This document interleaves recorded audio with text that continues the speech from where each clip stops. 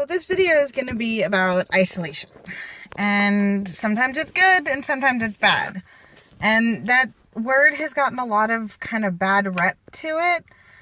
So I want to kind of, from my point of view and from talking to my mother about it, kind of the guidelines as to when it's good and when it's not so good to get involved with isolation.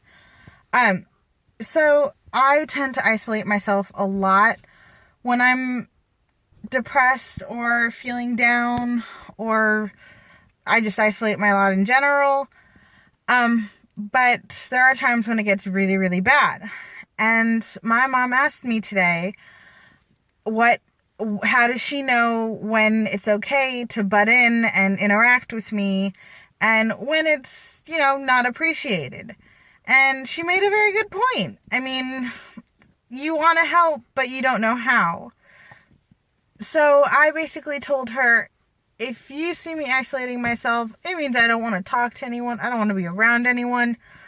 But if you're wondering if my isolation is getting to the point where it needs to be open, then make up something. Make up a chore or a something to help with or something to do.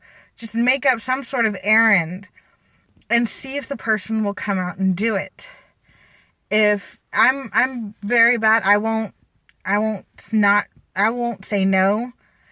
And if she needs help with something, I tend to try and help her because, well, I am a grown-up and grown-ups have chores and we all have to deal with them.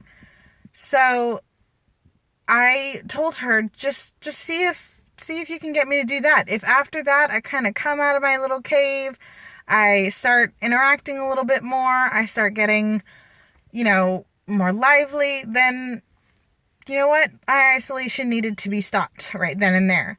But if I go straight back to my little cave, which my cave is my room, if I go straight back to my little cave, it means that I need alone time. I need my self time, and I'm not in a good place to have any kind of, interaction with other people.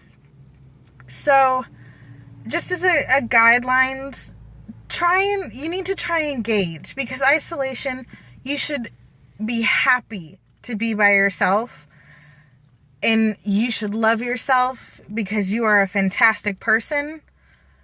But on the other hand, spending time by yourself can get to the point where it gets dangerous for you. My isolation got dangerous because it was my alone time to cut. And my isolation got dangerous because it was my alone time to plan. So gauge the other person. You can even ask the other person. I mean, get them involved. Say, when you become very secretive and isolated and very antisocial, what are cues that I can use in order to find out if this is I need to be alone isolation, or I need you to come out, get me out of my shell, and kind of nudge me out that door sort of isolation. I like being alone all the time. So it's very hard for my mom, but I appreciate the effort that she's putting into it.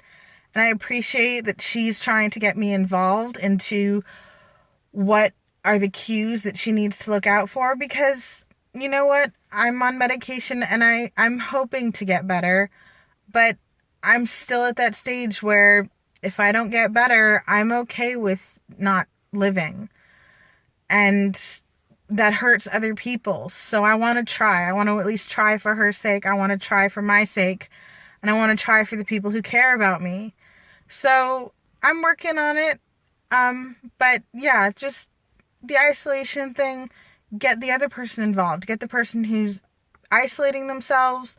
If you need to get them, or if you are the person isolating yourself, give cues. Help them understand what to look out for. Help them understand why they need to, what they need to do for you. So, Merry Christmas. Probably more videos to come, because there are a lot of topics that need to be brought up, clearly. But I thank you all for watching this. And if you need me, my Kick ID and everything will be in the description.